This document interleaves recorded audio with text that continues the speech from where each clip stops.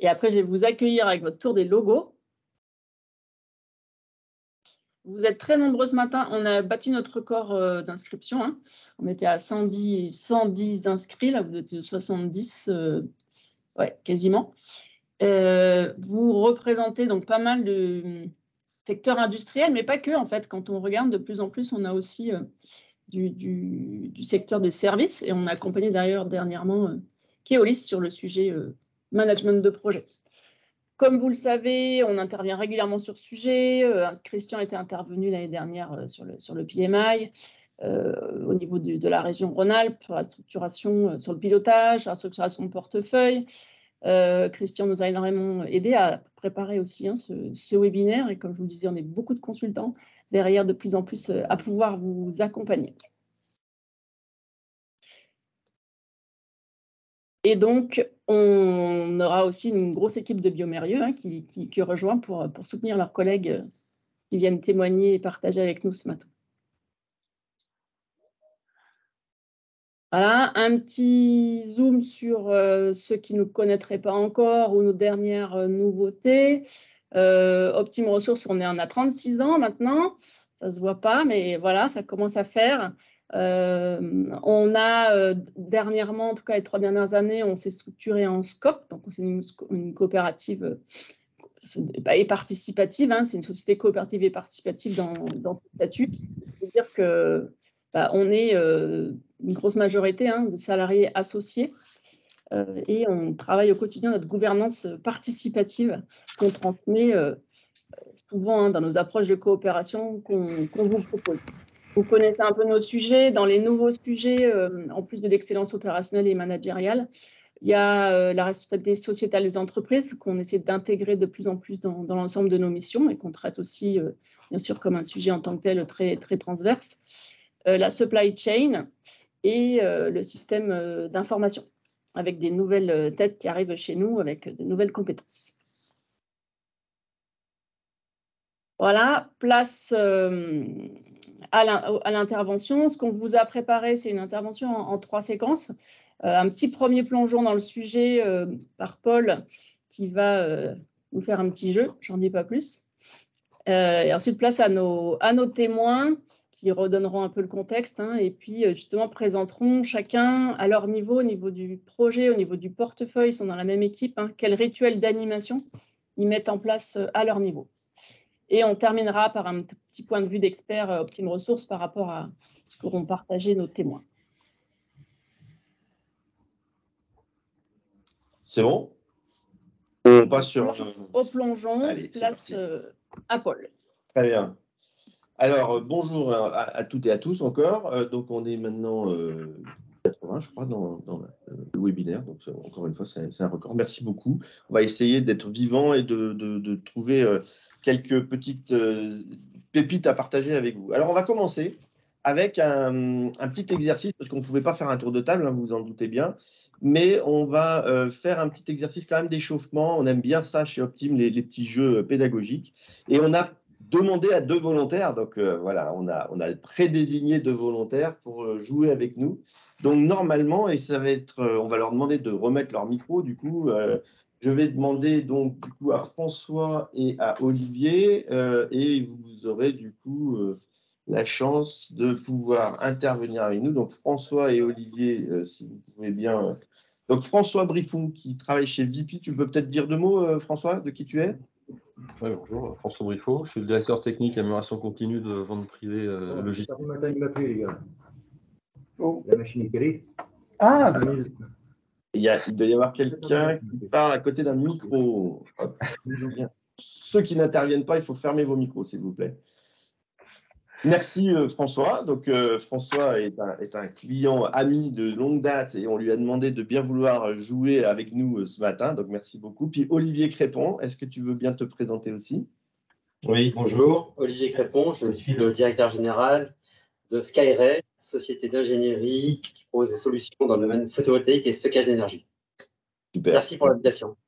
Avec plaisir et puis merci d'avoir accepté de jouer avec nous. Alors, je vais vous proposer à tous les deux, François et Olivier, de participer à une vente de... J'ai 2 pièces de 1 € qui n'ont pas d'autre valeur que leur valeur de 1 euro. Hein, ce n'est pas une pièce historique. Il n'y a pas la tête de la reine dessus. Et donc, je vais vous le vendre dans une vente aux enchères. Vous avez le droit d'enchérir par 10 centimes. Alors, je vous propose, on va commencer par exemple par François, la première enchère. Hein. Donc, François, tu peux acheter une pièce de 1 euro. Donc, à toi de dire combien tu peux l'acheter. Et puis, on va voir si, évidemment, Olivier veut enchérir. Et puis ensuite, on commencera la deuxième enchère, cette fois-ci avec Olivier, pour que vous ne soyez pas désavantagés. Voilà, donc je vous propose de commencer. Donc, François, combien tu me donnes pour ma pièce de 1 euro? Donc là, je peux enchérir de 10 centimes chaque fois. Exactement. 20 centimes. 20 centimes, merci. Olivier? On est à 20 centimes pour la pièce de 1 euro, là? Oui, c'est ça. Bon, moi, je vais par 10. Hein. Oui. Tu peux faire 30. Ah, non, 1 euro alors, 1 euro. 1 euro. D'accord, très bien. François? Alors, on va jusqu'où comme ça, là, 1,50 €. 1,50 €, d'accord. On a une pièce d'1 euro. Oui, oui. Olivier? J'arrête. Ok. Eh bien, François, tu me dois donc 50 centimes en échange voilà. Hein, donc, Gagnant. Merci. Merci beaucoup, François. Alors, Olivier, maintenant, je mets ma deuxième pièce de 1 euro en vente. Olivier, tu me donnes combien pour ma pièce de 1 euro? 10 centimes. 10 centimes. François? 10 centimes. Alors, ça fait 20, on est d'accord, hein? Ouais. Ok. Olivier? Ouais. François? Je n'ai pas entendu, par contre. C'était combien? 10. J'ai mis 10. Donc, 30. On est à 30. 40 centimes. Ouais. On est à 40. Olivier? 10 centimes. 50. On est à 50. On peut arrêter? Oui, on peut arrêter. On peut arrêter quand tu veux. Moi, j'enchéris pas. Donc, Olivier, tu as acheté une pièce de 1 euro à 50 centimes. Donc, je te donne 50 centimes. Voilà. Donc, merci beaucoup pour avoir joué à notre jeu. Et je voudrais maintenant qu'on le débriefe un petit peu. Alors, vous n'aviez pas été prévenu. C'est un jeu auquel j'ai moi-même fait exactement ce que vous avez fait. Donc, surtout, ne voyez aucun sens mauvais dans ce que je vais débriefer. Mais évidemment, probablement que j'ai quelque chose à apprendre de cet petit exercice et on va essayer de l'apprendre ensemble. Alors, messieurs, Olivier et François, je vais vous proposer de garder le micro pendant quelques secondes. Dites-moi, vous auriez pu acheter cette pièce de 1 euro combien au minimum? 10 centimes. 10 centimes. D'accord. Donc, sur mes deux pièces de 1 euro, vous auriez pu gagner 1,80 €. Et vous auriez, en ayant donné 2 fois 10 centimes, vous auriez deux pièces de 1 euro, donc vous auriez gagné 1,80 €. Donc, or, à la fin, ici, là, maintenant, si je fais la somme des deux enchères, vous avez finalement acheté deux pièces de 1 euro pour 2 euros. Donc, vous avez fait une opération, on va dire, neutre. C'est-à-dire que vous n'avez pas gagné d'argent, vous n'en avez pas perdu, mais vous n'avez pas gagné d'argent sur cette opération. Donc, on est dans une situation où il était possible de gagner 1,80 € et finalement, vous n'avez pas gagné. Et donc, la question qu'on va se poser ensemble en guise d'introduction sur notre sujet de management de projet et d'animation des rituels, c'est pourquoi on se trouve dans des situations parfois dans la vie professionnelle où on a cette envie, ce besoin de jouer un peu, hein, parce que c'est un jeu là qui s'est déroulé, et de finalement ne pas optimiser les gains qui étaient possibles. Alors, je ne sais pas si vous avez envie de donner votre avis sur le pourquoi. Quel était votre sentiment? Vous aviez envie de jouer? Vous aviez envie de… quelle était votre envie là dans l'exercice? Moi, je pense que sous le premier coup, oui, on avait envie de jouer, effectivement, et on n'a pas forcément perçu l'impact réel de ce qu'on est en train de faire et d'acheter. Quand on rencontre le deuxième enchère, je crois qu'on essaie de réguler. Oui, oui. Et au final, il se passe 2 euros pour 2 euros, quoi. Rien. Olivier? Paul, avec qui à qui j'ai le plaisir de partager de temps en temps des cafés le matin à 8 h, sait qu'on aime bien jouer à 8 h. Donc, effectivement, il y avait envie de jouer. Oui. Ouais, tout à fait. Et on a ce besoin et cette envie de jouer. Alors, quelqu'un vient d'écrire manque de stratégie. Bah oui, effectivement, mais c'était fait exprès. C'était fait exprès. Je vous ai pas laissé le temps de réfléchir. Je vous ai pas laissé un grand temps de mettre en place des stratégies et de réfléchir à des tactiques, etc. Mais dans la vie professionnelle, malheureusement et souvent, nous manquons de temps pour poser du temps pour faire des stratégies et pour réfléchir. Et nous nous trouvons souvent embarqués dans une sorte d'enchère où on voit que finalement l'optimum global possible qu'on pouvait gagner ensemble était de 1,80 € et finalement, malheureusement, on n'a pas réussi à optimiser au maximum parce qu'il aurait fallu qu'on se parle, il aurait fallu se faire confiance, il aurait fallu se mettre d'accord. Les conditions de réussite de cet exercice avec une bonne stratégie, c'est qu'on donne 5 minutes de réflexion à François et Olivier pour qu'ils se disent bon, on se fait confiance, je te laisse la première à 10 centimes, tu me laisses la deuxième à 10 centimes, et comme ça, on maximise les gains pour tous les deux.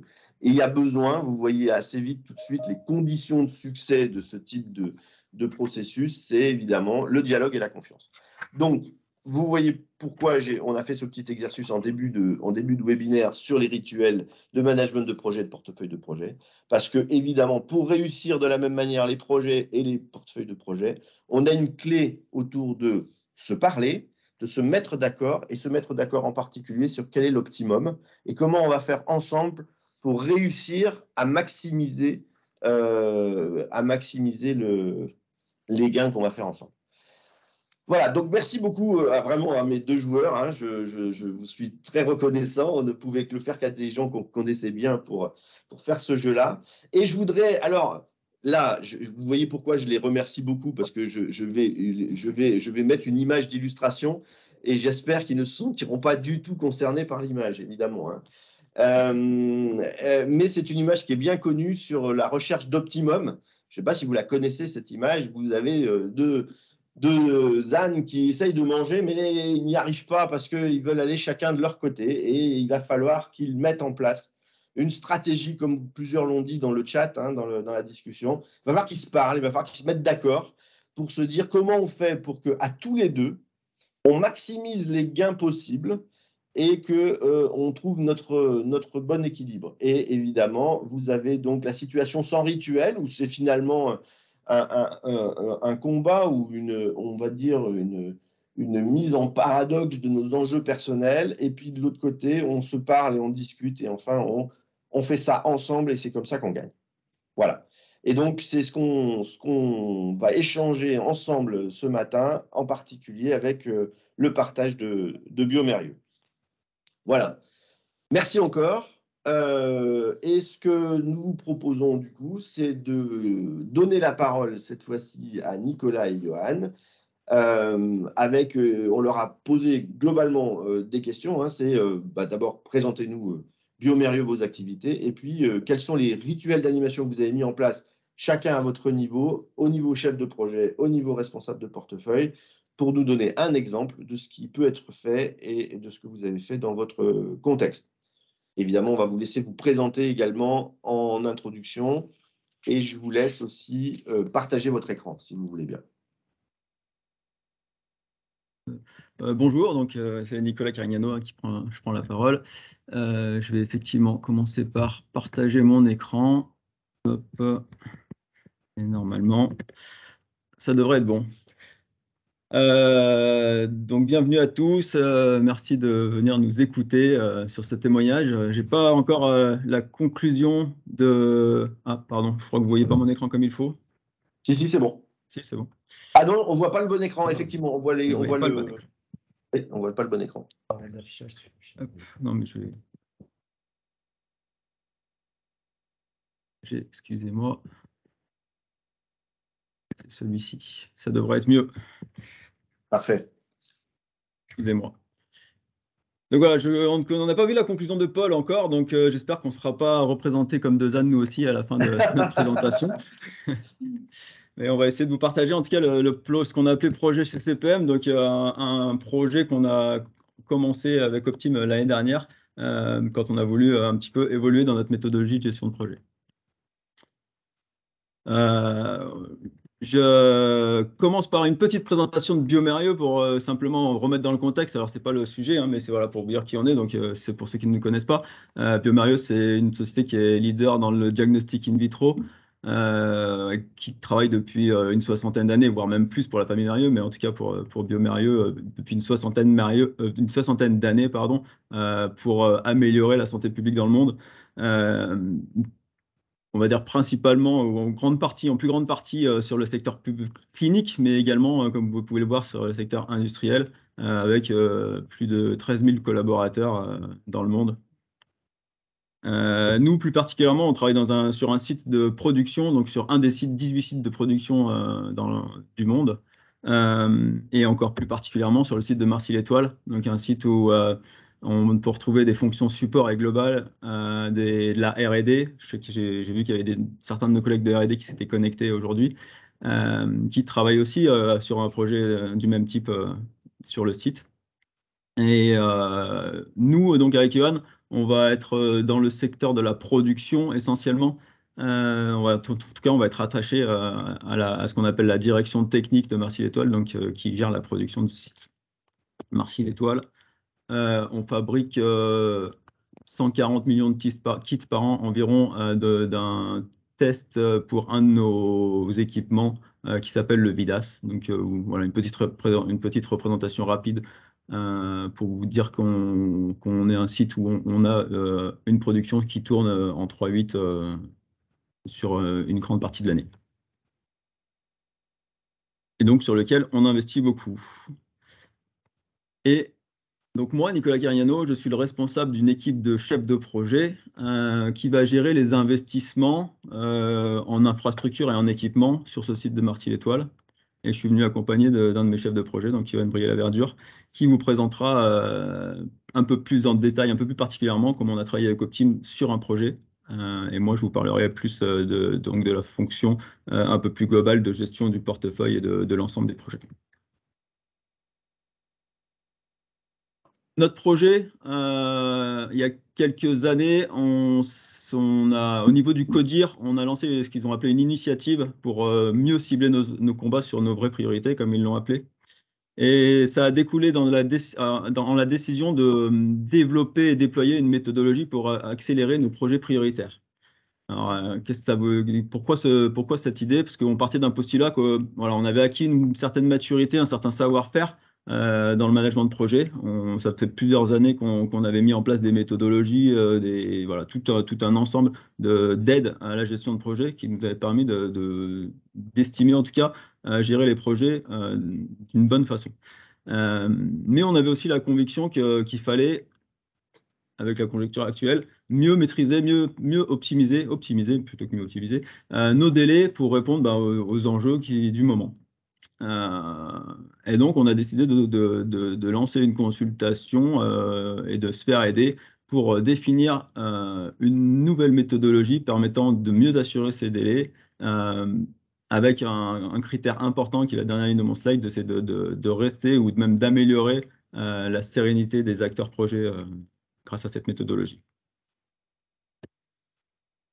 On m'a donné la responsabilité de ce projet avec comme sponsor le responsable des services techniques et HSE, qui est un membre du comité de direction de Marcy-l'Étoile. Et donc, après une recherche documentaire assez rapide, on s'est très vite orienté vers les méthodologies CCPM et on a réussi à on a demandé à Optime Resources, un des experts dans le domaine, de nous accompagner là-dessus. Au début, on était vraiment sur travailler uniquement, en tout cas dans notre idée, dans notre esprit, sur l'amélioration de la gestion de chacun de nos projets avec cette méthodologie CCPM. Et Optime nous a vite convaincus à raison qu'il fallait travailler un peu plus large également sur notre, alors du coup pas avec le CCPM, mais plutôt avec la théorie des contraintes, sur notre gestion de portefeuille. Je vais tout de suite donner la main au chef de projet, Johan, parce que voilà, on a découpé notre travail sur 2 niveaux de gestion, le niveau portefeuille dont je vous parlerai un petit peu tout à l'heure, et en particulier, on a commencé tout de suite par ça, par la gestion, grâce à la CCPM, d'un de nos projets pilotes pour commencer notre travail. Tu prends la main, Yoann? Bonjour, merci pour ce partage. Donc aujourd'hui, ce que je vais vous présenter, c'est comment on a mis en application la méthode de la chaîne critique sur notre projet, qui est un projet pilote qu'on a lancé cette année. Donc aujourd'hui, on a un historique de pratiquement 10 mois. Donc l'idée, c'est de vous montrer comment on le met en œuvre, comment on l'anime et les résultats qu'on a à date sur ce projet-là. Alors, ce qu'il faut savoir, c'est que en fait, on a un travail préparatoire. On a commencé notre, on va dire, l'organisation du projet avec un travail préparatoire. Donc, on a été formé par Optime Ressources sur la méthodologie CCPM. Et on a fait un travail avec toute l'équipe projet sur la construction de notre perte globale, parce que la particularité, c'est qu'on a différents work packages au niveau de notre projet, avec des constructions plus détaillées sur un des work packages. Le prérequis à ça, c'est qu'aujourd'hui, on avait une bonne connaissance de nos rôles et responsabilités, des outils de gestion de projet avec un phasage, une méthodo, des freeze projets, avec des équipiers qui avaient une certaine maturité dans la gestion de projet au niveau de notre site. Donc ce projet, on l'a découpé en plusieurs. Donc ça, c'est pour vous faire une petite explication de notre projet. Donc on a 3 work packages qui sont imbriqués les uns dans les autres. Pourquoi? Parce que le work package 1 sont des prérequis à notre work package 3 et le work package 2 est indépendant, mais on a quand même aussi des liens indirects avec les autres activités des différents work packages. Donc ça, c'est juste pour vous donner un peu de contexte. Sachant qu'on ne va pas rentrer dans le détail sur les projets, mais nous, ce qui était intéressant pour nous sur ce projet pilote-là, c'est qu'on avait beaucoup d'activités, beaucoup d'interactivités, et c'était important pour nous d'assurer nos délais, même si on avait une charge de travail qui était quand même assez conséquente, avec beaucoup d'activités diverses en fonction de l'avancée des différents projets. Donc aujourd'hui, en termes d'animation, donc ça, je reviendrai un petit peu plus dans le détail, parce qu'on a pu vous faire une petite démonstration.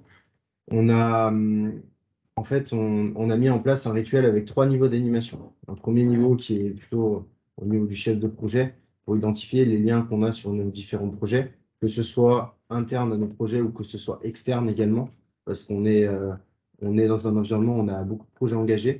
Et l'idée, c'est de pouvoir, on va dire, superviser de manière mensuelle qu'est-ce qui arrive autour de notre projet. Un deuxième niveau qui est plutôt quelque chose qui est fait de manière hebdomadaire pour aussi préparer le niveau 3. C'est une mise à jour de nos différents plannings, des work packages, préparation de ce qui est à venir sur notre projet et mise à jour des indicateurs. Donc, sur chart, j'aurai l'occasion de vous expliquer un petit peu plus en détail quel est l'intérêt de cet indicateur pour nous. Et ensuite, on fait vraiment du pilotage, donc sous forme d'AIC, avec une planification d'action et on va dire nos réunions d'équipe avec l'équipe projet. Aujourd'hui, ce qu'il faut savoir, comme on a organisé le projet, on a des réunions hebdomadaires les jeudis, 1 heure. On fait uniquement des réunions de projet, c'est-à-dire tous nos points de travail, etc., ne sont pas planifiés sur ces réunions-là. Donc, on fait essentiellement du pilotage d'action, du rejalonnement et prise de décision quand ça nécessite une prise de décision avec l'équipe projet. J'ai partagé mon écran. Alors, AIC, j'ai vu une question, c'est les animations à intervalles courts. Alors, aujourd'hui, pour faire ces AIC, en fait, on utilise le Klaxoon. Donc là, je vais vous faire une petite explication de nos différents niveaux. Mais en gestion de projet, on a un logiciel qu'on a surnommé Explore, qui est en réalité Planisware. Donc, pour simplifier la présentation, j'ai fait des captures d'écran que j'ai directement intégrées dans le Klaxoon pour vous montrer un petit peu l'enchaînement et comment on arrive à piloter notre projet au quotidien.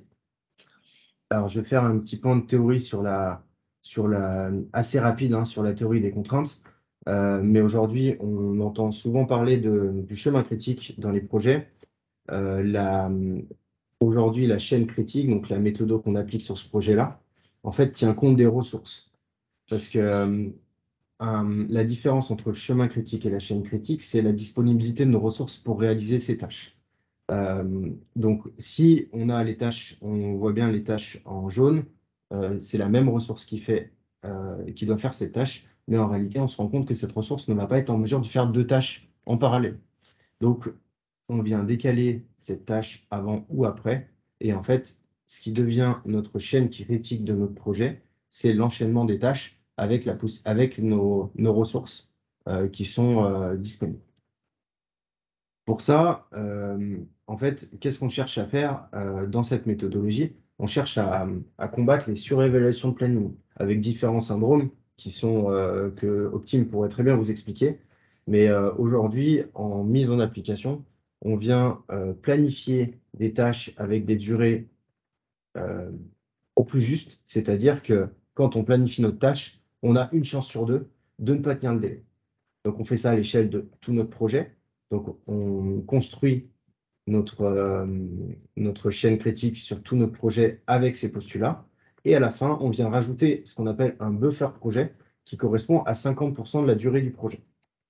Si on construit un planning avec une durée de 100 jours initial, avec un enchaînement de tâches qui ont une chance sur deux de ne pas tenir leur délai, à la fin, on rajoute un buffer de 50 jours de manière à pouvoir assurer une date d'engagement. Une marche collective pour l'ensemble des acteurs du projet. C'est ça. Ce qui est important là-dedans, c'est que ça, c'est co-construit avec une équipe projet. Et en fait, on a une date d'engagement. Et la date d'engagement est valable pour tous les acteurs du projet. C'est-à-dire que tout le monde va s'engager sur une date. Ce qui change un petit peu les mentalités, c'est je ne suis pas responsable de ma tâche, mais en fait, je m'engage à respecter une date d'engagement pour délivrer ce projet. Ensuite, donc, quand on anime le projet, on a un indicateur qu'on suit qui est le Fever Chart, qui se calcule sur deux indicateurs. Un pourcentage d'avancement, c'est où est-ce que j'en suis aujourd'hui, qu'est-ce qu'il me reste à faire par rapport à la durée de mon projet. Et un deuxième indicateur qui est la consommation de notre buffer projet. Parce qu'au fur et à mesure qu'on va avancer, on va avoir des aléas. Aujourd'hui, l'image de l'avancement de notre projet et de la consommation du buffer nous permet d'avoir un indicateur de suivi de projet et pour savoir si on est, on va dire, bien engagé sur le projet ou si on a tendance à prendre du retard ou pas. Ça, je vous présenterai un petit peu après comment ça a été mis en œuvre sur notre projet. Alors, je vais plutôt revenir à nos outils et qu'est-ce qu'on utilisait et comment on l'a appliqué à nos animations. Donc aujourd'hui, on a un logiciel, donc Planisware, justement, sur lequel on a fait un découpage assez précis de notre planning. Je vous laisse constater, ce n'est pas forcément très lisible pour faire des animations projet. On a beaucoup d'activités. Là, en l'état, ce n'est pas du tout lisible. Donc l'idée, c'est de pouvoir passer à un niveau avec une granulométrie qui est plus faible, de manière à pouvoir parler à nos équipiers en se focalisant uniquement sur les activités qui peuvent impacter le délai de notre projet. Donc, en fait, en préparation des réunions, on identifie les tâches de notre projet qui sont avec un avenir relativement proche, donc à S+4. On identifie aussi les tâches qui sont critiques. Donc, notre outil nous permet d'identifier les tâches de la chaîne critique. Donc, nous, on vient sélectionner ces tâches-là en priorité. Notre outil nous permet de faire de la planification et des appels de charge sur les différents métiers. Avec un découpage assez fin sur nos tâches, on est en mesure de descendre assez, en regardant à une image assez précise à la semaine, on est en mesure d'identifier la charge que ça représente sur nos ressources. Donc, nos ressources qui sont contraintes, on est en mesure de savoir si elles ont la charge à faire sur les semaines en question, on va avoir besoin. Là, typiquement, l'exemple, on se rend compte que sur cette semaine-là, on a un besoin pour une ressource de 9 jours pour une capacité de 5 jours, parce qu'on travaille que 5 jours dans la semaine. On peut aussi également avoir des images à l'année quand on fait des planifications pour le budget. Donc voilà. Ensuite, quand on a fait cet exercice de récupération des tâches à réaliser à S+4, c'est là qu'on va rentrer ces tâches donc, dans une to-do list avec les actions à traiter à 4 semaines. Donc on distingue par des couleurs, donc par des cartes avec l'Axoon, des tâches qui sont non critiques, donc c'est-à-dire c'est des tâches qui n'impactent pas notre chaîne critique. Des tâches qui sont critiques, donc l'enchaînement de ces tâches nous emmène à la durée de notre projet. Des tâches annexes. Et après, on utilise aussi cet outil-là pour faire nos réunions de projet. Donc, on vient mettre des informations, des décisions qu'on prend dans le cadre de notre projet. Donc, comment on met ça en œuvre? Dans les différentes cartes, Klaxoon nous a permis on peut identifier en fait différentes catégories pour des projets, pour pouvoir classer des cartes. Par exemple, là, je crée une carte avec vous, avec en responsable, donc moi je suis Johan. Le délai, on va mettre l'action à demain, et avec quelque chose qui est à faire. Donc cette tâche, on vient la positionner, et en fonction, en fait, comme on a organisé notre projet, on a différents work packages, et on vient les positionner dans les cases qui correspondent aux actions à réaliser sur chacune des semaines. Donc aujourd'hui, c'est notre outil qui nous permet de piloter les actions au quotidien sur notre projet et dans l'objectif de protéger notre chaîne critique et d'être sûr que notre projet avance suivant les priorités qu'on a définies. Voilà. Après, on a aussi d'autres cartes qu'on a prédisposées pour faire ce que je disais, des informations, des décisions. Aujourd'hui, ce qui est important pour nous, c'est qu'on se focalise uniquement sur des actions entre S et S+4, parce qu'aujourd'hui, au-delà de ça, ce n'est pas des actions sur lesquelles on a un pilotage précis. Et on focalise nos ressources sur ces actions qui arrivent et pas sur les actions qui sont plus loin. Par contre, dans nos animations et dans nos préparations, on vient, dans notre outil, contrôler et surtout identifier les actions à venir. Vu que tout est lié, dès qu'on bouge une action, quand elle prend du retard, et ben, ça rejalonne derrière toutes les autres actions de notre projet. Je vous montrerai, en fait, on a mis en place aussi une petite macro pour extraire, en fait, pour garder de la traçabilité, parce que c'était un besoin qui était remonté de la part de certains de nos collaborateurs pour garder de la traçabilité au niveau du projet.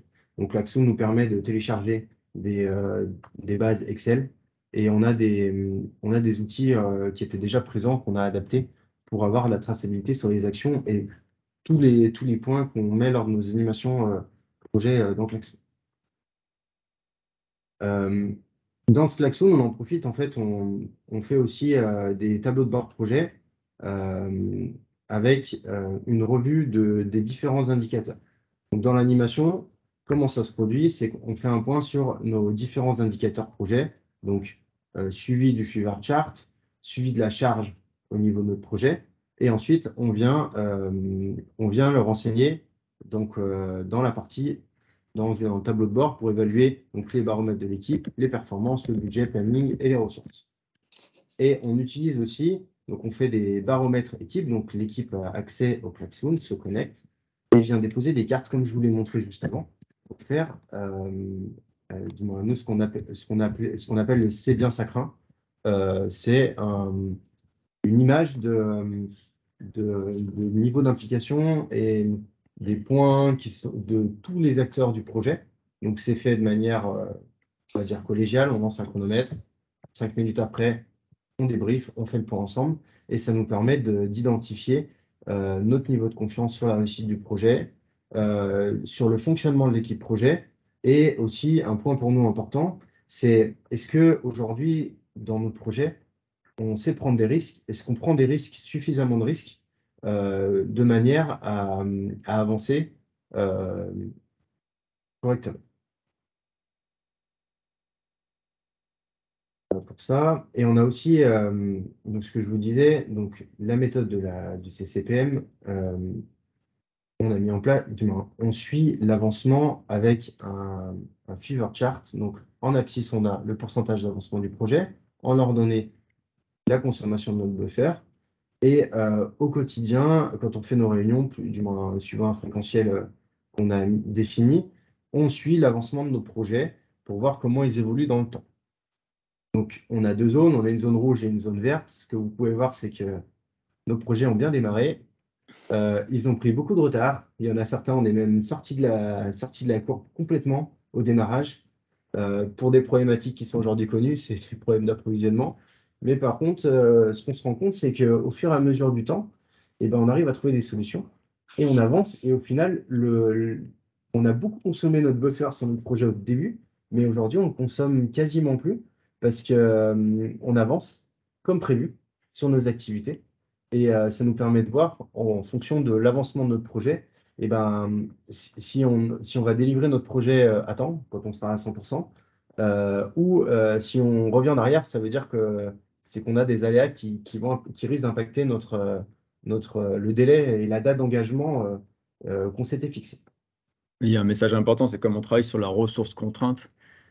L'idée, c'est que cette ressource soit toujours alimentée et que du coup, les autres ressources, on ne va pas travailler sur des plannings avec des jours de début et des jours de fin, mais des commencements et des fins de tâches. Donc, dès qu'une tâche est terminée, on doit pouvoir attaquer la deuxième, enfin la suivante, pardon. Et ça veut dire qu'aussi que les personnes qui ne sont pas sur cette tâche doivent être prêtes à commencer la suivante.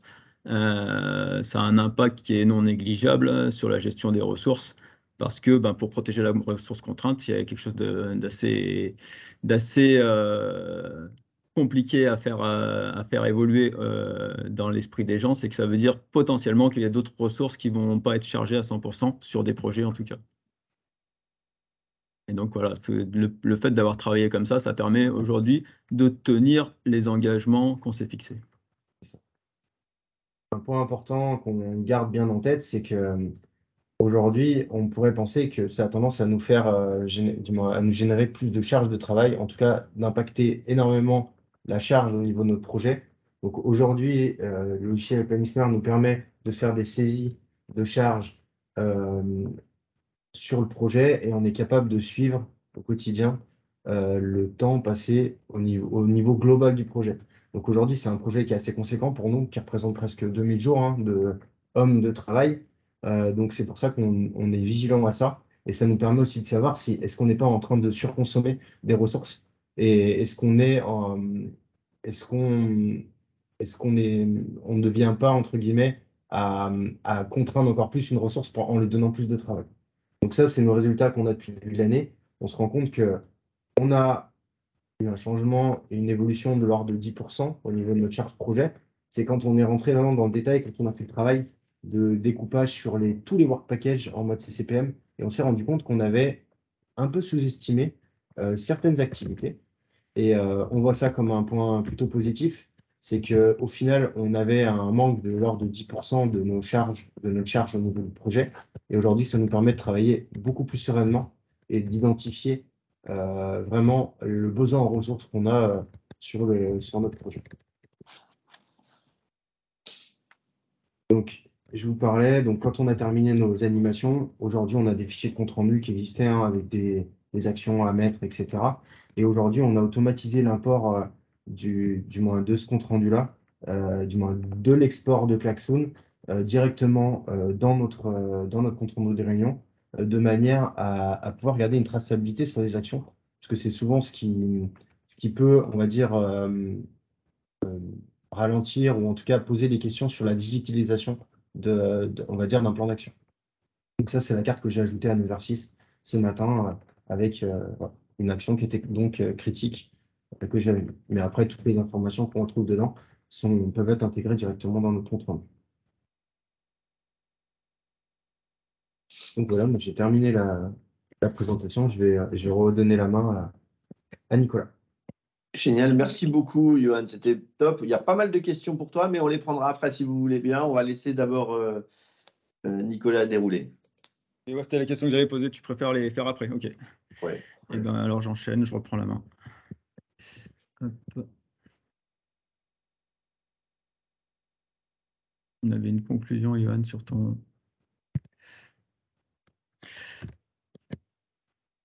Voilà, on avait une conclusion par rapport à la partie projet. Je ne sais pas si tu veux... Ouais, aujourd'hui, l'équipe a plutôt des retours positifs. L'outil digital, c'est alors beaucoup utile et pratique. On avait déjà essayé d'autres outils, mais aujourd'hui, en fait, c'est l'outil qu'on a trouvé qui est le plus simple et le plus adapté par rapport à ce qu'on veut faire. L'avancement du projet est comme attendu. On n'a pas de, du moins, on a des aléas, ce qui est normal dans un projet, mais quand on regarde nos indicateurs, on revient à la normale, donc c'est plutôt très bien. Et pour le coup, tous les acteurs projets sont sereins parce qu'on fait attention à ne pas les surcharger sur leurs activités et on planifie nos activités en fonction des priorités sur chacun des work packages, mais aussi de leur capacité à traiter les tâches. Aujourd'hui, les prochaines étapes, c'est il faut qu'on aille jusqu'au bout, hein, parce que on n'a pas fini le projet. On a encore 1 an et demi de projet à peu près devant nous, donc, mais en 10 mois, on a des retours qui sont déjà positifs. On va finaliser un retour d'expérience avec les acteurs, hein, du projet et on va lancer cette méthode sur plusieurs projets en 2023 et bien sûr accompagner la mise en place parce qu'on sait que c'est important, l'accompagnement, pour déployer une nouvelle méthodologie. Merci, Johan. Du coup, on passe à l'autre volet qui est la gestion au niveau portefeuille. Donc, on est un peu moins avancé là-dessus, hein. On a commencé ça dans un deuxième temps. Je vais vous présenter ça rapidement. On ne parle plus de CCPM là, mais comme je vous le disais tout à l'heure, mais de théorie des contraintes, hein, donc avec une idée de maximiser le débit de valeur en sortie. Alors, je suppose que si vous êtes là, c'est que vous faites tous de façon plus ou moins rapprochée du projet. Et vous savez tous qu'il y a beaucoup d'idées, beaucoup de projets, beaucoup d'envies, mais que finalement, on a un pipe qui n'est pas forcément illimité et qu'on ne peut pas tout faire passer. Et donc, l'idée qu'on a là, c'est d'éviter le combat que vous voyez au milieu pour permettre d'optimiser au mieux le passage des projets pour avoir le maximum de valeur en sortie. Pour faire ça, on a découpé en 2 niveaux, donc une gouvernance stratégique qui va être plutôt au niveau comité de direction du site, et puis une gouvernance opérationnelle qui va être là au niveau de la gestion de projet. Pour éviter cette zone où c'est celui qui crée le plus fort qui passe en premier, on a essayé de mettre un petit peu de théorie là-dessus et de travailler avec Optim sur la théorie des contraintes que je vais vous présenter juste derrière. Si on commence par la gouvernance stratégique, comme je vous le disais, hein, l'idée c'est de maximiser le flux sortant. On a aussi chez nous découpé, on a, je crois que c'est un truc comme 160 projets, on a divisé ça en 4 portefeuilles d'une quarantaine de projets chacun. Donc, moi, je suis responsable de 2 de ces portefeuilles qui sont les portefeuilles qui correspondent à mon activité, hein, les portefeuilles de gestion de projet d'investissement en équipement et de gestion de projet d'investissement en infrastructure et utilité, le deuxième portefeuille. Donc, comment on travaille au niveau de la gouvernance stratégique? On va sélectionner le portefeuille, on va coter une valeur pour chacun des projets qui sont à l'intérieur de ce portefeuille.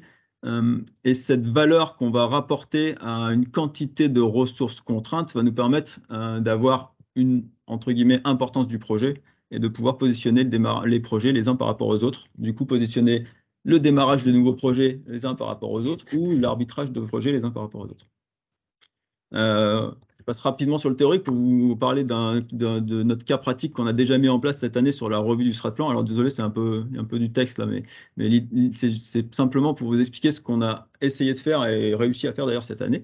On a un strat plan, donc le strat plan va correspondre à toutes les dizaines d'idées qui s'entrechoquent que vous avez vu à gauche de mon écran sur ma première slide. En entrée, on va voir toutes ces idées, tous ces besoins qu'on va demander d'être associés à une durée et à une estimation d'investissement. Et on va demander aussi à tous ces demandeurs de nouveaux projets de nous donner les enjeux de leur projet. Ceci va permettre en amont un travail que j'ai fait avec le CODIR, donc le comité de direction, pardon, d'évaluer une valeur relative pour chacun des projets. Donc, pour faciliter le travail, on a divisé en trois types de projets, faible, moyenne et forte valeur ajoutée. Alors après, tout reste subjectif au niveau de ce qu'on appelle une valeur ajoutée. Ça, c'est un travail à faire en fonction de chacune des entreprises. Cette liste, on a pu la trier grâce à un ratio qu'on a fait avec notre contrainte du moment au niveau du strat-plan, qui était l'investissement, le montant de CAPEX du projet. Le fait de faire ce travail nous a permis d'ordonner les projets qualitativement les uns par rapport aux autres, et du coup d'extraire grâce à ce ratio les projets les plus prioritaires, et du coup de mettre dans un second temps, repousser aux années suivantes ou carrément supprimer les projets moins importants. Voilà pour la gouvernance stratégique. Maintenant, c'est une gouvernance qu'on va essayer de mettre en place tous les trimestres, et donc essayer de remettre à jour, repositionner les projets avec cette même méthodologie à un niveau qui va être...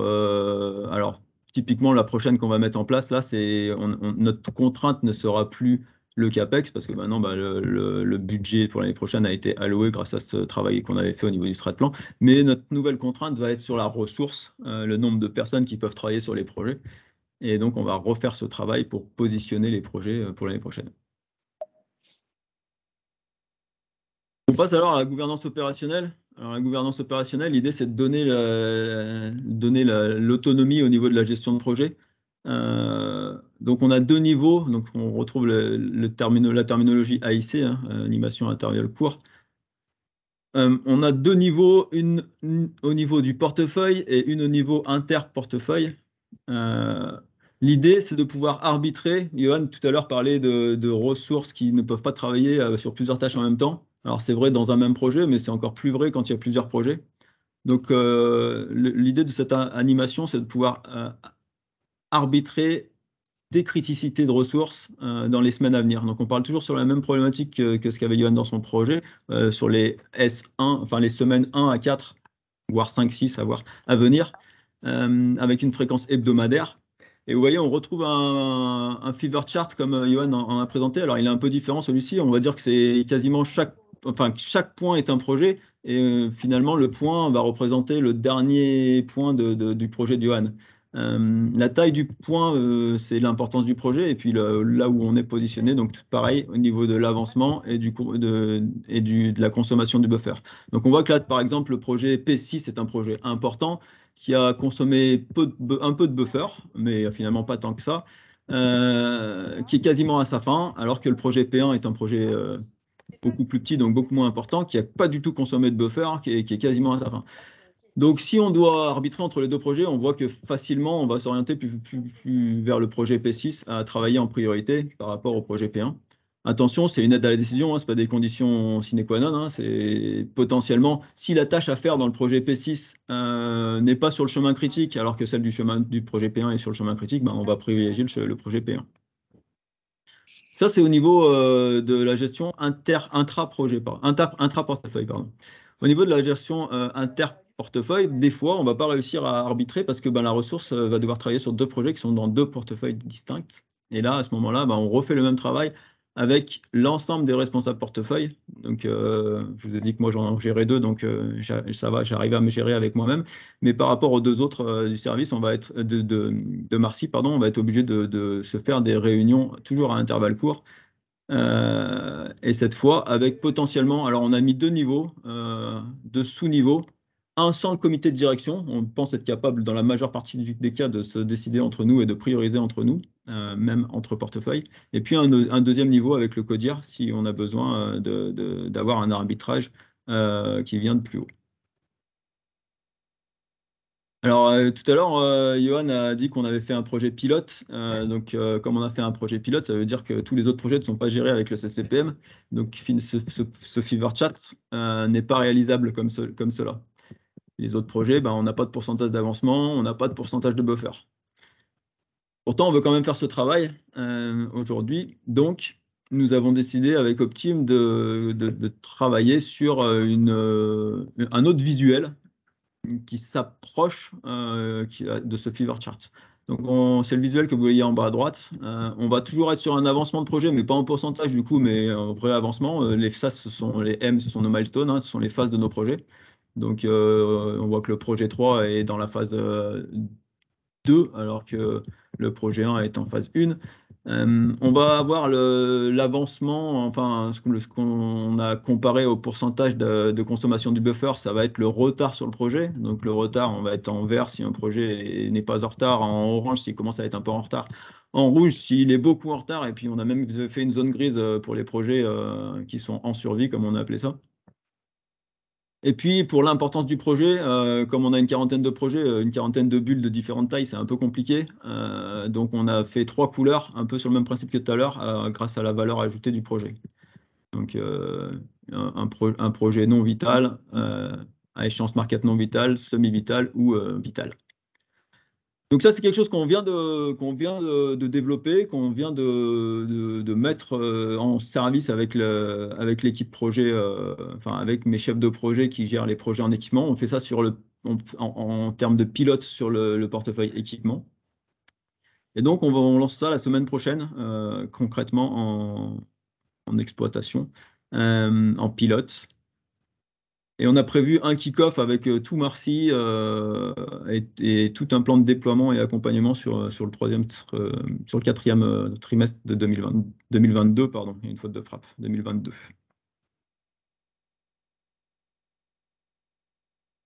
Cette gestion des portefeuilles, Johan, tout à l'heure, vous avez parlé de notre logiciel Planisware.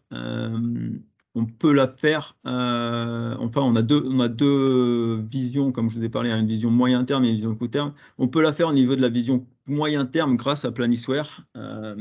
Par contre, donc ça va nous permettre d'ordonnancer les projets, d'intégrer les nouveaux projets, de déplacer des projets dans leur intégralité. Par contre, quand on va descendre à la tâche, à l'intérieur du projet, ça, on a encore aujourd'hui, pas par le fait que Planisware n'est pas capable, mais par l'utilisation qu'on a de Planisware, on a aujourd'hui encore des difficultés à pouvoir gérer cette tâche à la semaine.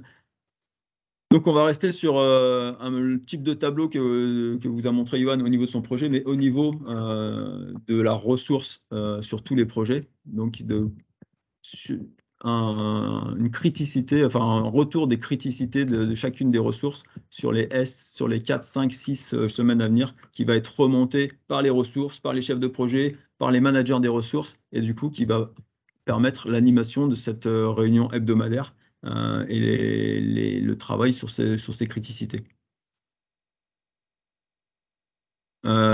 Pour être complètement transparent, on a mis qu'on a aujourd'hui bien sûr des résistances face à cette mise en place sur laquelle on va travailler. Il faut que les ressources critiques soient bien renseignées et du coup bien identifiées à chaque fois qu'on a des criticités. Donc ça demande un travail de toute l'équipe projet, hein. Et puis, l'outil et l'engagement des ressources qui ne sont pas chefs de projet aujourd'hui dans l'utilisation de l'outil reste encore quelque chose qu'on essaye de sécuriser, renforcer ces derniers jours. Voilà. Pour conclure, on a identifié des gros enjeux pour réussir ce challenge CCPM, théorie des contraintes au niveau projet et portefeuille. Donc, une conduite du changement très importante. Comme vous le disiez, harmoniser l'utilisation de notre logiciel Planisware, c'est quelque chose qui va être indispensable. De faire rentrer dans la conscience collective que la gestion des ressources du projet va être faite au niveau des projets, au niveau des chefs de projet et du responsable de portefeuille, et non plus des métiers. Bien sûr, chaque métier gérera ses ressources, ce n'est pas l'idée, mais en tout cas, la part projet allouée à cette ressource sera gérée par le chef de projet et le responsable portefeuille. Sortir du poker menteur dans la prévision des délais, on en a parlé tout à l'heure, hein, Johan, pour avoir un délai au plus juste, il faut arrêter de prendre toutes les marges et travailler sur une marge collective en donnant des délais qui sont au plus juste, quitte à ne pas les tenir dans un premier temps. C'est un travail qui demande beaucoup de ressources à mettre en place et même après, à terme, des ressources pour suivre. Donc ça, c'est aussi quelque chose qu'on est en train de travailler avec notre direction. On s'est posé pas mal de questions sur l'identification des portefeuilles. Je vous ai dit, 160 projets à peu près, ça fait pas mal de projets. Est-ce qu'on l'a coupé au bon endroit quand on a divisé en 4? Voilà, ça c'est quelque chose aussi sur lequel on va devoir, maintenant qu'on a lancé le pilote de gestion de portefeuille, il va falloir qu'on voit si on a fait les choses comme il faut. Et puis, Optim nous a recommandé de mettre en place ça sous 6 mois. Et 6 mois, c'est un délai extrêmement court dans notre pour en tout cas l'habitude qu'on a de nos activités. Donc, c'est un vrai challenge qu'on va essayer de mettre en place sur les mois à venir. J'ai terminé au niveau de ce qu'on avait préparé, mais on va répondre à toutes les questions. Toutes, je ne sais pas, parce qu'il y en a beaucoup, mais ouais, c'est super. Merci beaucoup, vraiment, c'était vraiment très intéressant. Je crois que je connaissais un peu le sujet et pourtant je n'ai pas décroché, donc c'est que c'était passionnant. Super, merci beaucoup. Donc on va peut-être commencer par quelques questions techniques pour Johan. Tu as eu le temps, je pense, de les parcourir, Johan. Donc peut-être pas y passer trop de temps sur les questions un peu techniques, mais quand même de donner une petite réponse sur Klaxoon, sur la capacité de Planisware de répondre à la chaîne critique, etc. Je suis sûr que tu as plein de trucs à nous dire. Alors déjà, j'ai vu qu'il y avait une question sur quelles infos, à partir de quelles infos sont calculés les fever charts et post-it Klaxoon. Donc, alors, le fever chart, on a consommation de notre buffer et pourcentage d'avancement. Pour ça, on a des tâches qu'on a créées dans notre outil Planisware qui permettent de calculer le reste à faire à partir du moment entre maintenant et la fin du projet et notre buffer qu'on a mis derrière. Donc, c'est directement depuis notre planning export qu'on récupère le nombre de jours pour pouvoir remettre à jour cet indicateur. On a une question sur les ressources critiques qui sont dédiées au projet. Donc, dans le projet, j'ai tout. J'ai une ressource critique qui est dédiée au projet parce que dans l'estimation préalable qu'on avait faite, on était à 160 jours sur 1 an. Donc, aujourd'hui, ça nécessitait de la dédier. Par contre, j'ai aussi des ressources qui sont critiques, mais qui ne sont pas dédiées, mais par contre, sur lesquelles leur priorité a été ciblée sur notre projet. Donc ça, c'était important pour nous. C'est un projet à fort enjeu. Donc aujourd'hui, c'est leur priorité. Si on a besoin de faire une activité, elle passe devant. Ça, c'est important. Quand on disait la question de priorité, c'est hyper important dans le cadre de ces méthodes. Et on voit que ça marche. Ils sont largement priorisés. Enfin, le projet est largement priorisé sur leurs activités. Dès que, comme on disait tout à l'heure, on n'a pas de marge inter-tâche. Et du coup, dès qu'une tâche est terminée, il faut que la suivante commence. Et effectivement, grâce à cette priorisation, ça nous permet de ne pas perdre de temps entre les tâches. Par contre, il faut relativiser. C'est un projet pilote. C'est un projet qui est aujourd'hui unique sur notre site, en tout cas en termes de gestion CCPM. Donc forcément, c'est un projet visible. Donc forcément, les gens mettent plus d'efforts aussi. Il faudra voir quand on aura 3-4 projets si on continue à avoir ce même attachement. Mais en tout cas, aujourd'hui, tous les signes sont au vert. J'ai vu qu'il y avait aussi d'autres questions de Florence Chetati et Delphine Roy. Je pense qu'on a déjà un petit peu abordé ces points. Si jamais c'était pas suffisant, n'hésitez pas à redemander une précision. Mais on peut aussi définir des règles en disant qu'une ressource peut devenir critique si on utilise à plus de 50% de sa charge. Ça, c'est aussi des règles qu'on peut mettre en place. Et c'est ce à quoi on réfléchit pour la partie portefeuille projet, parce que nos équipiers ne font pas forcément que du projet. Donc c'est important, ils ont une part d'overhead qui est importante des fois dans leur métier. Donc d'où l'intérêt sur la gestion du portefeuille d'avoir une gestion par carte avec leur capacité ou pas à traiter les actions sur les semaines à venir sur les projets. Sur le projet d'Yohan, les ressources critiques vont être la maintenance, la sécurité, l'ergonome. Je ne sais plus. Mais en fait, les ressources critiques vont changer en fonction des projets. Ça ne va pas être les mêmes en fonction des projets, en fonction des portefeuilles. Ça va vraiment être à définir à chaque fois, quoi. C'est un travail qu'il y a à faire au début de chacun des projets. D'où l'importance de l'AIC et de se parler, parce que ça peut évoluer dans la durée aussi, pendant le temps. C'est-à-dire au début du projet, ça peut être une ressource critique particulière. Et puis, voilà, donc on est vraiment centré autour de l'instrument de dialogue que représente ce rendez-vous hebdomadaire de Johan avec son équipe est vraiment essentiel pour que tout le monde comprenne bien sa place et, entre guillemets, qui il faut servir dans le projet. C'est-à-dire, si on a identifié une ressource critique sur une tâche critique qui est en difficulté en ce moment, tout le monde sait qu'il faut lui simplifier la vie. Alors nous, on a l'habitude, pour rigoler, qu'il faut dire, voilà, il faut lui faire son café, il faut lui laisser la place de parking la plus proche de l'entrée, etc., etc. C'est une manière de mémoriser le fait que finalement, toute l'équipe projet doit essayer de faciliter la vie de celui qui est sur la tâche critique. Il y a une question sur l'outil, et ça, c'est sur l'outil Planisware. Donc ça, c'est un outil qu'on n'a pas choisi pour faire de la CCPM, hein. C'est un outil qu'on avait déjà existant sur le site de Marcy Étoile, enfin même pour Biomérieux. C'est un outil qui est utilisé par tous les services R&D et par les services projets sur Marcy. Et c'est un outil qu'on a adapté, qu'on a modifié, enfin maintenant pas modifié, mais en tout cas dont l'utilisation a été adaptée par nous pour pouvoir faire de la CCPM. Ce n'est pas un outil natif, j'ai vu qu'il y avait une question. Ce n'est pas un outil natif pour faire de la CCPM. Aujourd'hui, c'est. Mais il nous permet de le en faire. faisant nos animations qui permettent de faire ça. Par contre, c'est un outil qui est natif sur de la chaîne critique. Et après, je vois qu'il y a par rapport au tableau de bord et au klaxon, donc tout ce qui est développé sur klaxon, ça a été fait par Johan et l'équipe. Et pareil, les transferts vers Excel, ça c'est des choses qu'on a développées nous. Enfin, c'est des petites macros assez simples sans besoin de gros développement. Comment évaluer la taille du buffer? Johan l'a un petit peu dit, hein, et ça vient de la formation que nous a fait Optim. Hein, on prend 50% du projet et ça devient 50% du temps de toutes les tâches de la chaîne critique ajoutées les unes après les autres. Et ça nous fait notre buffer. C'est vrai que c'est un peu une manière différente de construire un planning, puisqu'on a tendance à faire souvent du chemin critique quand on fait un planning. Et ça, c'est moi le premier. On met toutes les tâches les unes après les autres et on dit, bon voilà, on arrivera à telle date. Sauf qu'aujourd'hui, en fait, en faisant ce travail-là, ça nous permet en fait d'animer le projet plus sereinement. Et en fait, vu qu'on a un buffer qui est commun, on va dire que dans la construction de notre planning et l'enchaînement des tâches, les équipiers se challengent tout seuls. On n'a plus le rôle du méchant, entre guillemets, à dire, il faut 15 jours pour faire ça. Non, je suis pas d'accord. Je sais qu'il en faut 4 en réalité.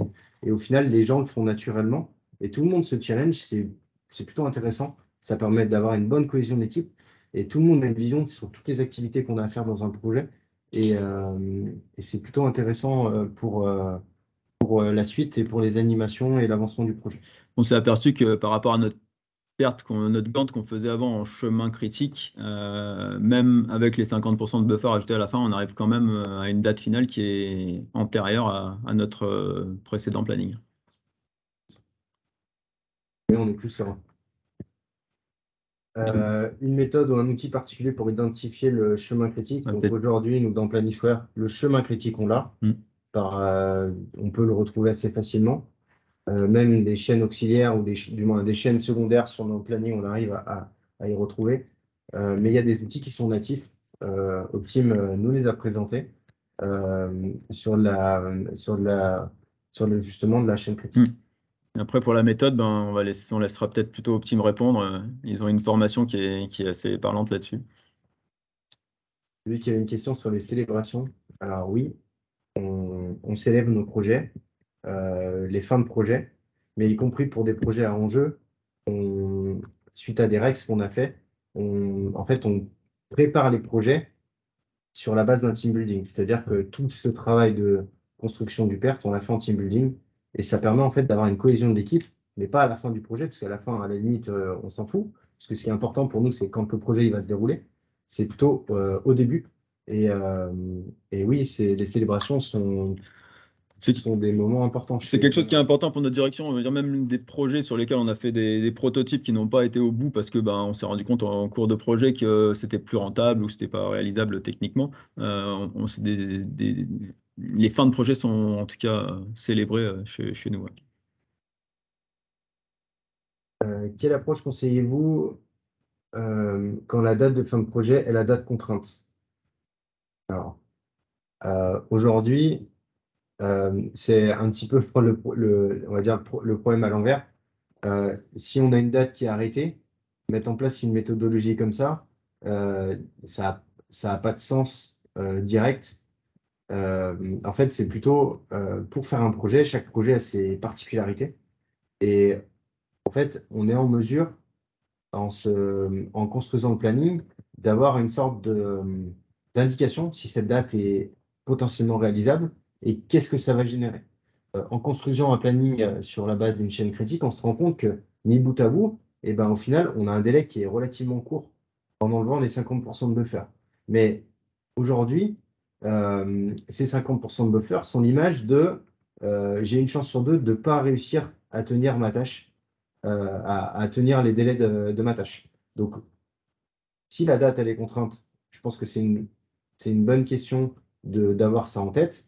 Et éventuellement, ce qui est possible de faire, c'est de réduire le pourcentage de buffer, mais ça, c'est projet dépendant. Parce que c'est sûr que si on a un projet, par exemple, de 4 ans et qu'on remet 2 ans de buffer derrière, peut-être que dans ce cas-là, les 50% de buffer ne seront pas forcément super adaptés. Mais ça dépend de la particularité des projets qu'on a. Paul pourra peut-être aider à la réponse, parce que c'est vrai qu'on n'a pas encore les grandes expériences sur la CPM, on n'a aucun projet, et du coup, la contrainte, même si on a une date importante à tenir, on n'a pas de date, on ne nous a pas demandé de raccourcir cette date. Par contre, je suppose, vu par l'historique qu'on a de notre gestion de projet, qui est quand même, sans la CCPM, assez conséquente, que si notre date est contrainte, après, il va falloir travailler sur les autres contraintes en essayant de voir typiquement sur la ressource critique, est-ce qu'on peut la doubler? Alors, c'est pas tout le temps possible, mais des fois, oui. En tout cas, voilà, voir comment on pourrait travailler pour enlever la contrainte existante qui est souvent ressource pour pouvoir travailler sur cette date de fin. Ouais, exactement. Peut-être 2 mots justement juste là-dessus. D'ailleurs, il m'a semblé voir quelques personnes de la R&D qui sont un peu dans cette situation pour quelques projets là chez Biomérieux. Donc effectivement, il y a des projets sur lesquels on a l'impression que ça rentre pas dedans, hein, et que la date de sortie ne permet pas de construire un planning correct, même avec de la chaîne critique. Et dans ces cas-là, effectivement, il y a la question première qui vient de se poser, que Nicolas donne, c'est vu qu'on a essayé d'optimiser le fonctionnement et que malgré cette optimisation, on n'y arrive pas, eh bien, il faut soit travailler sur la quantité de ressources quand c'est possible.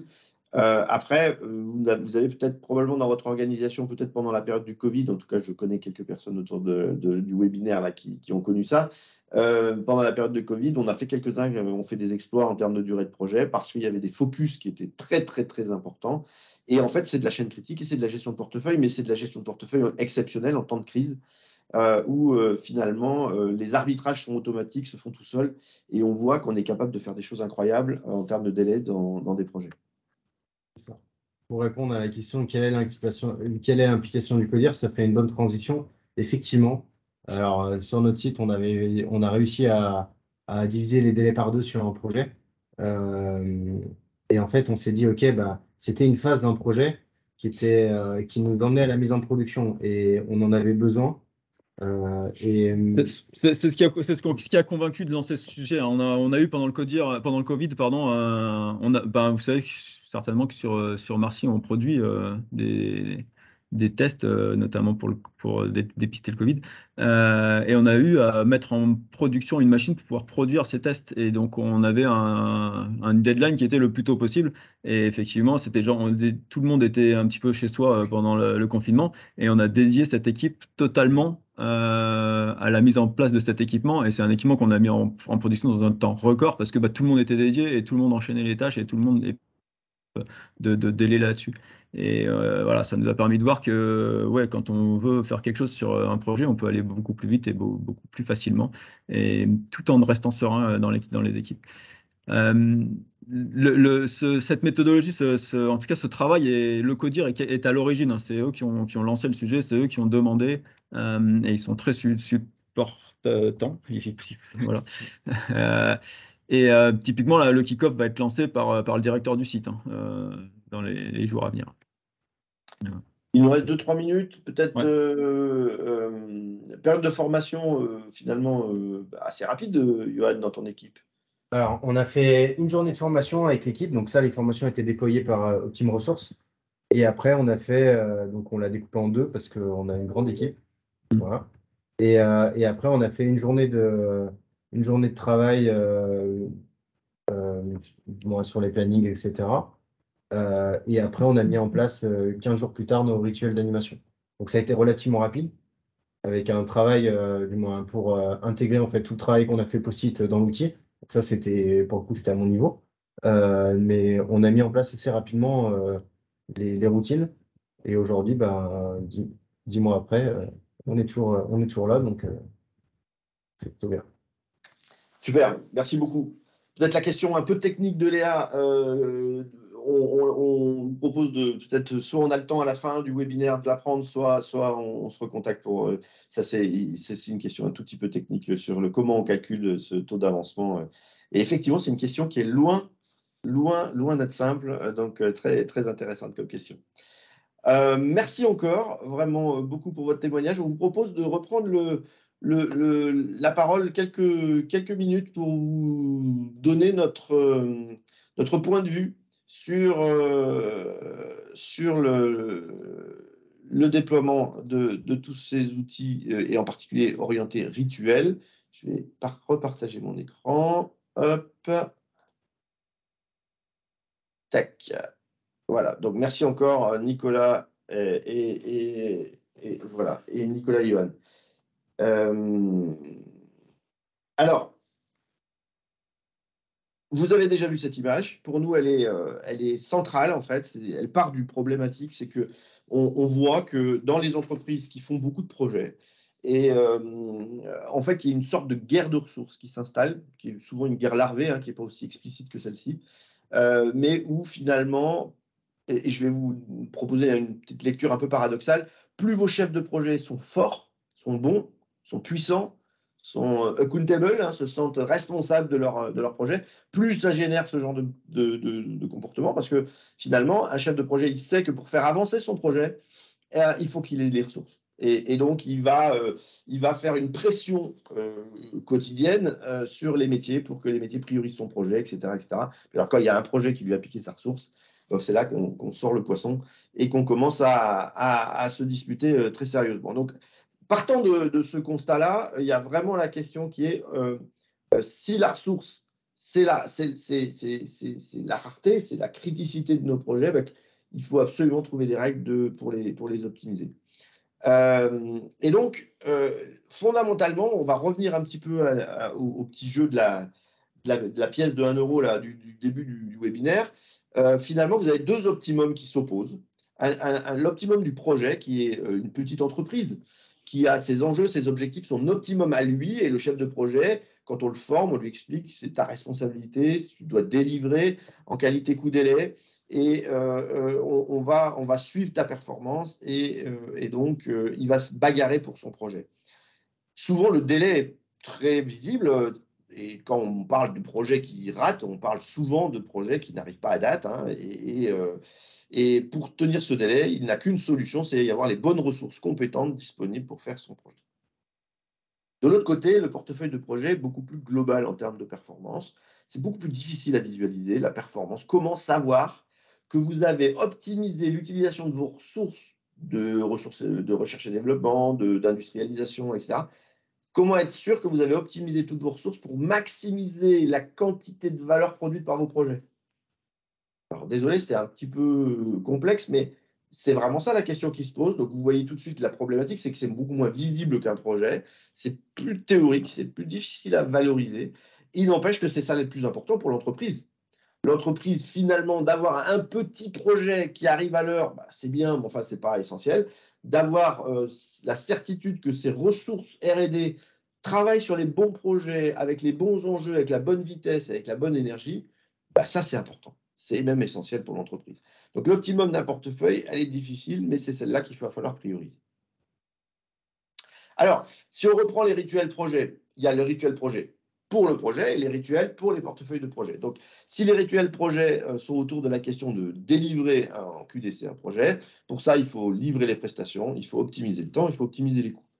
Et pour faire ça, de la même manière que Olivier et François, au début de notre webinaire, il faut qu'ils se parlent. Il faut se parler parce qu'en fait, il y a une coopération nécessaire entre les équipes et entre les métiers Il ne faut pas de temps mort entre les tâches, ça vraiment, Johan l'a très bien expliqué. Il faut des qualités de livrable intermédiaires qui soient satisfaisantes pour que les équipes suivantes puissent travailler, etc. Il y a une nécessité d'information en temps réel parce que, par définition, le monde du projet est un monde d'aléas. C'est normal. Et donc, il ne faut pas le refuser, cet aléa. Il ne faut pas l'interdire. Ce serait aberrant. Il faut par contre le piloter les risques et surtout se parler pour se donner des informations en temps réel sur j'aurai fini ma tâche dans 2 jours, dans 1 semaine, dans 15 jours. Et donc, c'est comme une course de relais. Je préviens le coureur suivant que le relais va être disponible pour qu'il puisse courir. Et je le préviens à l'avance et je lui donne des informations en continu. Ah ben là, finalement, je vais prendre 2 jours de retard. J'ai eu un problème. J'ai eu le Covid, j'ai ci, j'ai ça. Voilà, je prends 1 semaine de retard et je donne des informations en temps réel pour que les équipes autour puissent se préparer.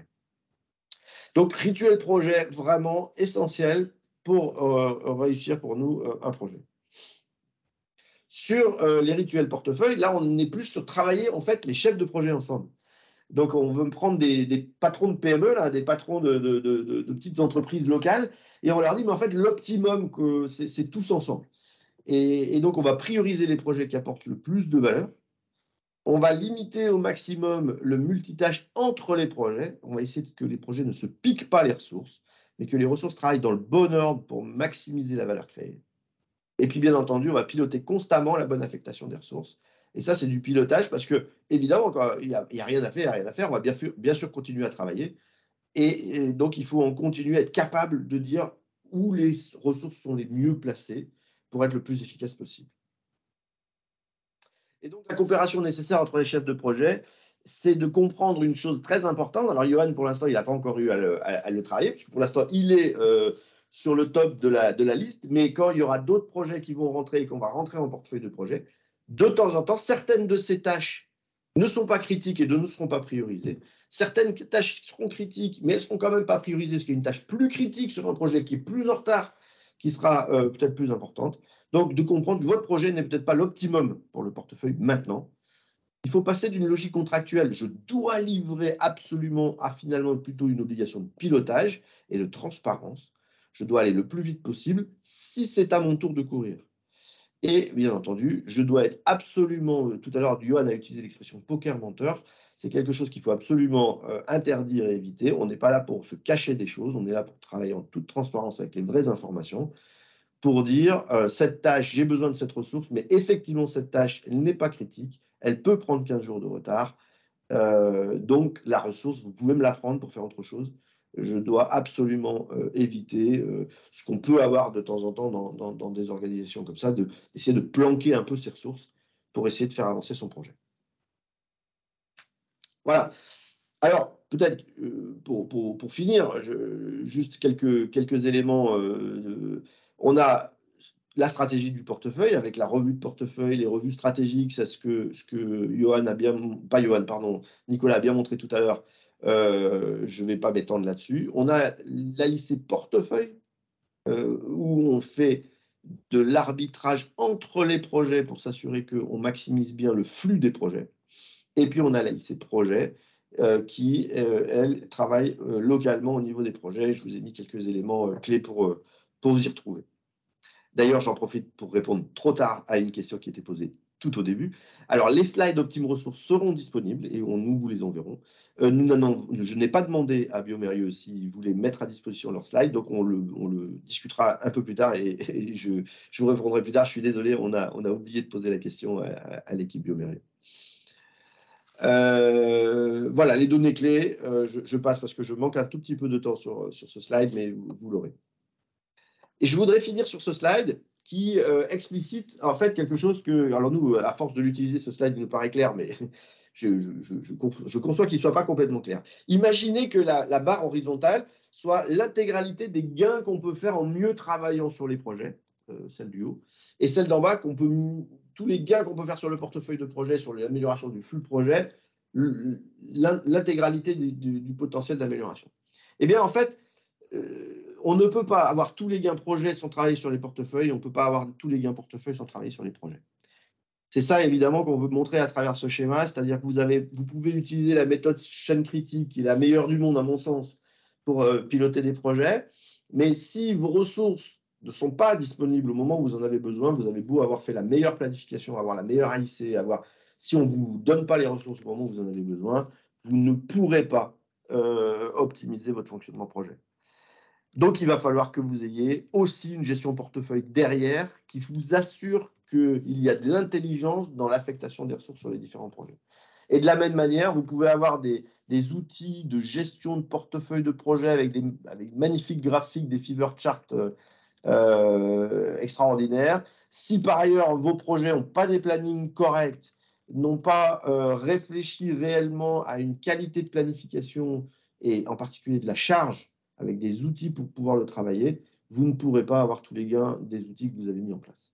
Voilà. Donc vous avez bien besoin, la plupart du temps dans les entreprises, alors souvent on rentre par un sujet ou par un autre, mais là dans le cas par exemple de Biomérieux, assez rapidement on a vu qu'il fallait travailler sur les deux en même temps, sinon les gains attendus, ça aurait été une déception, parce que vous n'auriez pas eu les gains attendus. Il faut absolument travailler à la fois sur l'amélioration du travail sur quelques projets avec la chaîne critique, les projets clés, mais en même temps, travailler sur globalement la gestion de vos 160 projets et de vos ressources associées pour vous assurer que la guerre de ressources ne se met pas en place. Voilà, merci beaucoup pour votre attention. Je redonne la parole à Dominique. Merci à tous les trois, très complet, timing parfait pour une gestion de projet. C'est le minimum qu'on pouvait faire, respecter le timing. Je vous ai envoyé donc dans la conversation un petit lien. On vous remercie de nous donner un avis sur ce webinaire qu'on construit, comme vous l'avez vu, vraiment sur du vécu, du témoignage et sur un temps court pour vous permettre de continuer vos occupations le reste de la journée. Donc, nous dire si ce format vous convient et si vous avez apprécié le contenu, la forme et le format. Petite page de pub juste avant de vous laisser, que vous sachiez aussi nos prochains temps forts. Le prochain webinaire, il sera sur le thème du baromètre social, en fait, la météo des équipes. Comment mesurer, comment vont les équipes, de quoi les salariés ont besoin. Et ce sera le 21 octobre, donc dans un petit mois, avec l'intervention du PDG du groupe Thermador, Guillaume Robin. Autre sujet qu'on aborde, on travaille beaucoup de plus en plus sur le sujet de la maintenance. Donc, début décembre, il y a un webinaire sur la maintenance, sur le métier clé au service de votre performance. Et en janvier, c'est Christian, je pense, qui reviendra avec le portefeuille de projet, avec un zoom sur qui décide quoi en cas de surcharge d'un équipier. Et puis, en mars, on vous prévoit le premier webinaire sur la supply chain, qui sera animé par les experts chez nous. Voilà, et c'est très facile de rebondir sur celle-là. Nicolas a bien évoqué l'importance de la théorie des contraintes au niveau de la gestion du portefeuille. C'est la formation qu'on anime régulièrement, qui est interentreprise. Donc là, c'est les 20 et 21 octobre prochains. On est donc sur la théorie des contraintes, pas sur la partie gestion de projet CCPM. Donc, ça va concerner tous les managers d'entre vous. Vous êtes en situation de management hiérarchique, vous avez une vision globale et vous voulez voir un peu justement comment vous pouvez appliquer les concepts de base dans votre métier et votre objectif de pilotage. Vous avez le contact de Paul et de Christian. Et pour ceux qui ne le sauraient pas encore, on a créé une école de consultants et on lance la 3e promotion en janvier 2023. Et ça va concerner ceux ou celles d'entre vous, vos collègues qui envie de se professionnaliser sur le métier de consultant autant interne que externe. Donc, c'est autour de l'organisation, être capable de vraiment développer ces pratiques de conseil interne comme externe. Et pour information, on accompagne la SNCF sur des consultants internes. Voilà, donc c'est à partir du mois de janvier et les inscriptions sont dès maintenant. Et vous avez aussi nos contacts qui sont sur le support qu'on vous enverra donc. Et c'est tout. Merci à tous. N'hésitez pas à nous contacter. Et on reste à votre écoute pour ce sujet gestion de projet et d'autres, bien sûr. Un grand merci encore à Nicolas et Johan. Ouais, merci beaucoup. N'hésitez pas à leur mettre un petit pouce levé dans le commentaire pour les remercier de leur contribution. Voilà, c'était vraiment top. Super. Avec grand plaisir. Voilà, c'est vrai, le cœur y est. Et bravo. Et merci encore. Et n'oubliez pas de répondre à notre petit questionnaire. Bonne journée à toutes et tous. Au revoir, bonne journée. Merci Au revoir. beaucoup. Au revoir. Au revoir, merci. Au revoir. Au revoir. Au revoir. Merci beaucoup. Au revoir.